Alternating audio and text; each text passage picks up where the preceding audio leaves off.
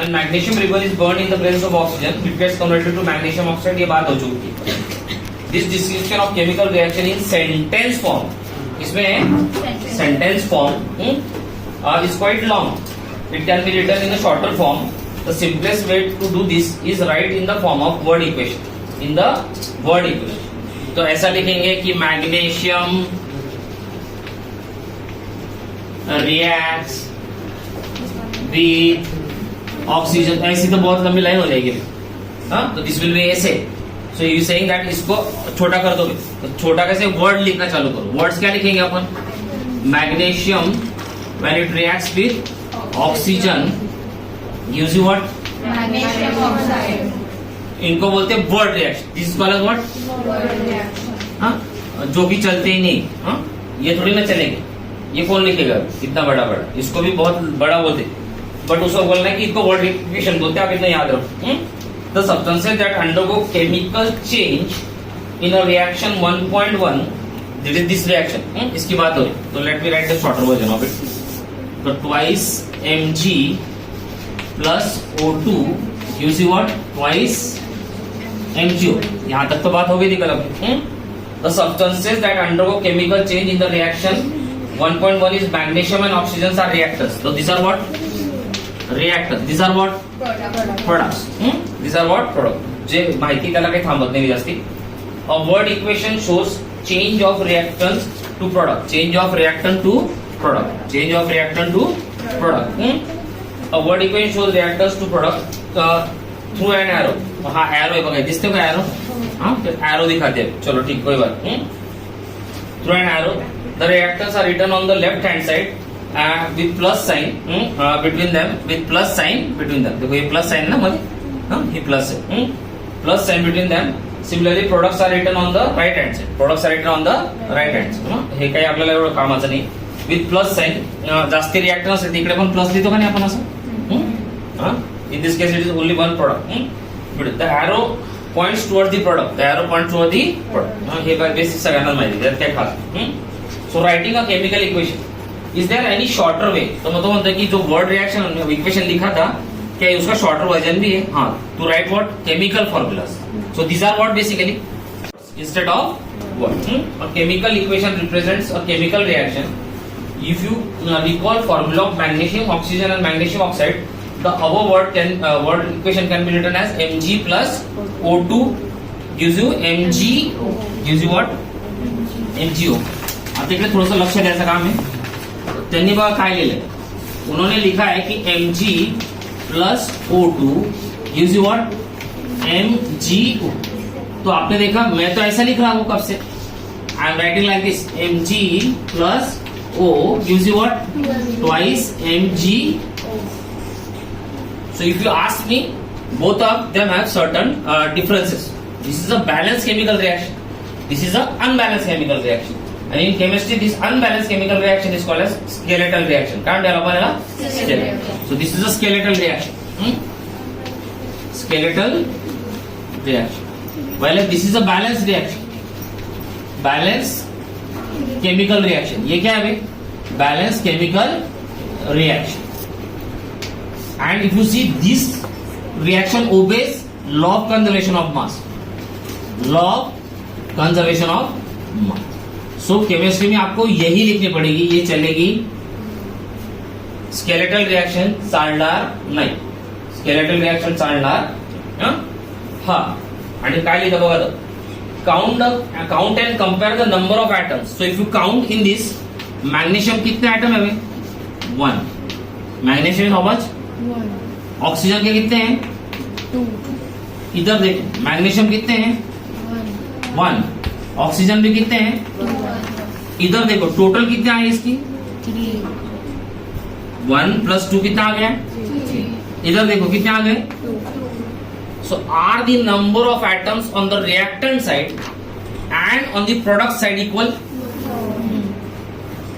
That means this is an unbalanced reaction, defying the law of conservation of mass. Defying the law of conservation of mass. That means this reaction needs to be what? Balanced. Or you can say this reaction is simply a skeletal reaction. Is the number of atoms on each element the same on both sides? No. The answer is what? No. The mass is not the same on both the sides. Mass same है क्या माँ? नहीं. इकडे 3 atom, उधर कितने हैं भाई? तो मास हाँ सर तिकडे बॅलन्स रिएक्शन मध्ये हाँ तिकडे 2 MgO आहे मग ऑक्सिजनचा एकच ॲटम आहे. कस काय झालंय? 2 झाले ना मॅडम. कॉमन तो कॉमन है ना. हाँ तो बैलेंस है. हाँ बरोबर का नहीं? हाँ. Such a chemical equation is called as skeletal chemical equation for the reaction. Exam मध्ये defined skeletal chemical equation. So it is a reaction in which the number of atoms on the reactant sides and the number of atoms on the product side may or may not be equal. May तो आप लिखो मत, मैं तिकडे notes मध्ये देऊन तुमका. मे और मे नॉट बोला मैंने. क्या बोला? तो ऐसा कहाँ है सर? तो देखो भाई यहाँ पे Mg तो इक्वल है सर. अरे है क्या नहीं? तो Mg का एटम तो इक्वल है despite being what? A skeletal chemical equation. But here you will see that they are not equal. इसलिए वर्ड क्या आना चाहिए आपके आंसर में? मे और मे नॉट. तो मी तिकडे प्रॉपर तुम्हाला दिलंच आहे नोट्स मध्ये, तर त्याची चिंता करायची. पण हे सगळं समजून घ्या की असंच का लिहिलं, तसंच का नाही लिहिलं. You should be able to answer this. Such an equation is skeletal chemical equation for the reaction. Is called as skeletal chemical equation for burning of magnesium in air. Now coming to balancing of the chemical equation, which is very important according to me.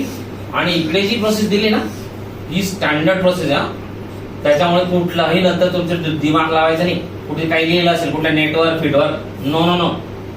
हीच best method आहे. आणि see I explain you how. Recall the law of conservation of mass that you have studied in class 9.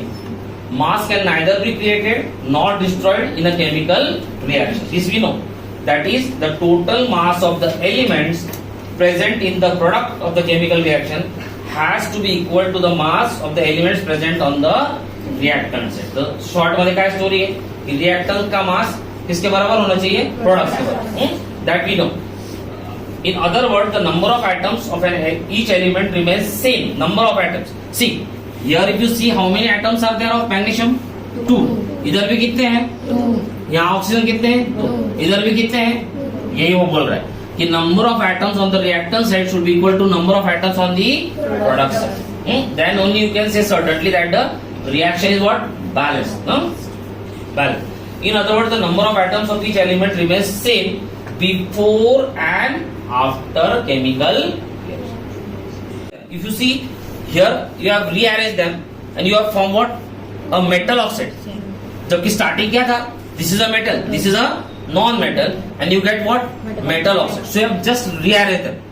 आपने क्या KIA? Rearrange KIA. लेकिन आपने number of atoms कम नहीं किए और ज्यादा भी नहीं किए. ये नहीं होगा कि कहीं से एक ऑक्सीजन आ गया सर इसको फॉर्मूला ये लिख दो sir. No, this is not allowed. So from where you got this O? That it will defy the law of conservation of. Let us learn about balancing. तो balancing मतलब एक पहली reaction दिली थी already balance. पण let me ask one question on that also. आपने कल परसों ही पढ़ा था कि zinc reacts with what? Reacts with dilute HCl पढ़ा था ना अभी कल. तो ये कौन? ये मेटल. कौन? हाँ कौन रे? एसिड. और मैंने आपको जनरल फॉर्मूला बताया था. whenever metals react with acid they form what? Corresponding metal salts and with the liberation of what? Hydrogen gas. Hydrogen. So यहाँ पे हमने लिखा था कि ZnCl2 plus H2 गैस और ये पॉपिंग साउंड करता है वगैरह वगैरह, वो हमने पढ़ लिया था ना. हाँ आप लोग पढ़ रहे हो कि नहीं? I don't know. तो ये हुआ मेटल सॉल्ट. ये क्या हुआ? Metal salt. And in this case it is zinc chloride. It is what? Zinc chloride. So this reaction we have studied. और मैंने तभी आपको बोला था कि उसने दो एसिड लिए थे एक्टिविटी में. हाँ उसने H2SO4 भी तो लिया था कि नहीं? तो मैंने आपको बोला था कि अगर उसने ले लिया और रिएक्शन नहीं थी तो आपकी जवाबदारी बन जाती कि वो रिएक्शन आपको बना के अपनी नोट्स में ऐड करना पड़ेगा. So see now you have taken that zinc when it reacts with what? H2SO4 gives you what? ZnSO4 with the liberation of what? So you can see whenever metals are reacting with acid, the end product certainly has what? Hydrogen. So, और मैं ये भी बताया था आपको कि displacement reaction है. I told you that also. I also told you कि जो भी हाइड्रोजन के नीचे वो कभी भी एसिड के साथ रिएक्ट करेंगे, like Ag, that is silver, copper, gold end mercury. सगळं सांगितलं होतं ना, तर वाचत राहा. तो ये रिएक्शन आणि asking you the question whether this is balance or not. So check and tell me. मग झिंकचे इकडे किती? 1. इकडे किती? SO4 किती? इकडे पण SO4 किती? हाइड्रोजन किती? इकडे पण हाइड्रोजन. उसको शिफ्ट कर दो वो. लेकिन जो अभी आ रही है वो बहुत इंपॉर्टेंट है. Now let's see. Ion reacts with water. काय म्हटलं तिकडे बघा तुम्ही खाली. Fe reacts with water to give you Fe3O4 plus hydrogen. आणि त्याच्याकडे नीट लक्ष द्या बाबा. बॅलन्स इथं शिकवतो नंतर, पण त्याच्या आधी काहीतरी महत्वाचं आहे. वन्स अगेन इसको ठीक से देखो. ये क्या है? हा कोण रे? वॉटर. आधीच्या रिएक्शन मध्ये काय शिकला रे? ऍसिड बरोबर रिएक्शन होती. त्याचा आउटपुट मध्ये कुठला गॅस निघाला होता? आता हायड्रोजन. अच्छा, म्हणजे याचा अर्थ मेटल जर वॉटरशी पण रिएक्ट करेल सर, तर काय बनवेल? मग हायड्रोजन गॅस बनवेल. मग हे याच्याकडे बारीक लक्ष ठेवायचं की अच्छा, metals when they will react with water will also liberate what? Hydrogen gas. Similar to what? Similar to the reaction of metal with what? Acid. मग हे आपल्याला कंपाइल करायचंय. क्यों? क्योंकि आगे चल के metal and non metal chapter है भाई, तो वो तब ये सारा चीज वापस आने वाला है. तो अपने को ये नहीं होना चाहिए कि मला आठवत नाही मग पहिल्या chapter. That can not be the case. And now if you see this particular thing is called as iron 2,3 oxide. क्या बोलते हैं इसको? आयरन 2,3. क्या बोलते हैं इसको? Iron 2,3 oxide. So write down because it is not given in a text book. हाँ, ये नाम भी ले लेना, लिहून टाका. अच्छा, तो ये तो हुआ सर मेटल ऑक्साइड. दिख रहा है क्या आपको? अरे is it a metal oxide? Can you see? Iron oxide, that means what? Metal oxide. So compare with zinc reacting with से H2SO4. Compare with zinc reacting with, तो अपना प्रोडक्ट तो ये बना था सर. बना था कि नहीं बना था? तो आप देखो इस लेवल पे तो ये सेम है sir. Can you see? But if you see properly, here we got what? We got metal salt. काय मिळालं आपल्या इकडे? और यहाँ क्या मिला भाई? इस तरह से अगर आप पढ़ेंगे तो आपल्याला कधीच प्रॉब्लेम येणार. बरोबर मेटलची रिएक्शन, वॉटर बरोबर मेटलची रिएक्शन, ऑक्सिजन बरोबर सगळंच यावर्षी. मग सगळं जमलिंग सुरू होऊन जाईल. जब 3-4 चैप्टर हो जाएंगे तो आप बोलेंगे अरे अरे कहीं का कहीं जा रहा है, कुठे तर कुठे चाललं जाते माझं. तर तसं व्हायला नको. So you should be clear that when zinc reacts with, or for that sake any metal reacts with acid, common is that what? Hydrogen gas is liberated. But in one case metal oxide is formed, in other case metal salt is formed. And metal oxides are once again what? Are basic in nature. और अगर basic आहे तर मग तेच येऊन गेलं. Red litmus टाकला तर काय होईल? मग त्याचा ब्ल्यू होईल. ब्ल्यू टाकला तर ब्ल्यूच राहील. मग ते मला आता घडी सांगायची गरज नाही पडायला पाहिजे. ऍज टाइम पास आहे मी थोडंसं कमी करेल, पण आता स्टार्टिंगला तुम्हाला समजून सांगतो. Now coming to the point that how to balance this. This is very important according to me. Sir, हा, मग ऍक्वेस सोल्युशन. ॲक्वेस सोल्युशन काय असं? नाही, केव्हा बनणार? कोणाचं? बेस सोबत. हा, बेसचं पण बनेल, पण बेस साठी अल्कली बेस पाहिजे. काय पाहिजे? त्यासाठी तुला पिरियॉडिक टेबल शिकावं लागेल. पिरियॉडिक टेबल मध्ये जो ग्रुप 1 आहे त्याच्यामध्ये जेवढे एलिमेंट्स आहेत they are what? Alkali metals म्हणतात. काय होतात? Like sodium, potassium, calcium. हे काय होतात? इझिली डिझॉल्व्ह होऊन जातात. कॅल्शियम नाही मला वाटतं, सोडियम अँड पोटॅशियम. बाकीचे खालचे आपल्याला नाही आहे. They are soluble in what? Easily soluble in what. Rather करू पण नका, कारण सोडियम तर पाण्यात टाकला तर ब्लास्ट होतो मोठा. तर ते रिस्की करू नका घरी वगैरे. आता तुम्हाला सोडियम मेटल कोणी देणार पण नाही मार्केटमध्ये, कारण ते केरोसिन मध्ये स्टोअर केलेलं असतं आणि त्याला तुम्हाला विचारते ते का घेऊन चाललाय. तर कमिंग टू द पॉइंट की how to balance. So everybody concentrate. Step 1, step 2 तिकडे एनसीईआरटी दिली, तुम्हाला समजणार नाही, मीच समजून. स्टेप 1 काय करायचं आपण? Look at the reactants. आता इकडे फोकस करा. Look at the reactants, look at the product. किसकी तरफ देखा हुआ हमने? रिएक्टन्स. इधर कौन है? This is your first step. Find out the compound. काय म्हणते मी? कंपाऊंड. Find the compound. आणि लिहू नका, हे सगळ्या नोट्स मध्ये दिले. सगळ्यांचे लगेच पेन चालतो. ब्रिटिश लोकांना मारायला पाहिजे. उगाच क्लर्क बनवलं आपल्या लोकांना. एवढे हुशार मुलं होते माझ्याकडे तेव्हा 1947च्या आधी आले असते तर मी त्यांना सायंटिस्ट बनवलं असतं. Find the compound. आणि ते शाळेमध्ये प्रोजेक्ट लिहून लिहून तुम्हाला त्याची सवय जास्ती झाली कारकुनी करायची. Find the compound which has highest number of atom. बोल रहा हूं मैं, क्या बोल रहा हूं? तो आप खुद देखो, आपके पास टोटल एक कंपाउंड है. This is a compound of what? Maximum number of atoms. In this case it is 3 + 4 which is equal to how much? 7. This also called as atomicity. इसको क्या बोलते हैं? एटोमिसिटी. हाँ अच्छा सर, चलो ये हो गया. तो ये स्टेप 1 हो गया सर. फिर स्टेप 2 आपका क्या होना चाहिए? इसी में आप सबसे ज्यादा एटम किस में हो देखो. Between ion end oxygen. If you say oxygen has 4 atoms आणि आयन कडे किती आहे? 3. So attack oxygen. किसको अटॅक करेंगे? ऑक्सीजन. तो पहला स्टेप आइदर रिएक्टेंट्स और either products. Find out the atom which has maximum number of atoms. Find out the compound which has maximum number of, and in that also find the one which has more atoms. So in this case what? इथपर्यंत कळलं ना? तरच मी पुढे सरकतो. मला वाटतंय कळलं. आता याला बॅलन्स करना शुरू करो. मतलब पहले किसको बैलेंस करेंगे हम? Oxygen. On both side. On. तो चलो भाई शुरू करते. यहाँ पे ऑक्सीजन कितने हैं? 4. यहाँ पे कितने हैं? तुरंत इसको क्या करो? ये मैं इधर रख करता हूं. इसको 4 लिख दोगे? लिख दिया क्या आपने? Now after this your step 3 should be what? Whatever you are assigned you should check कि इससे कौन सा इम्बॅलन्स क्रिएट हुआ. आपका काम क्या है? तुम्ही याला बॅलन्स केलं इथे, याच्याने काही इम्बॅलन्स तर क्रिएट नाही झालं. Let's 4 oxygen 4 oxygen. हाँ बैलेंस हो गया.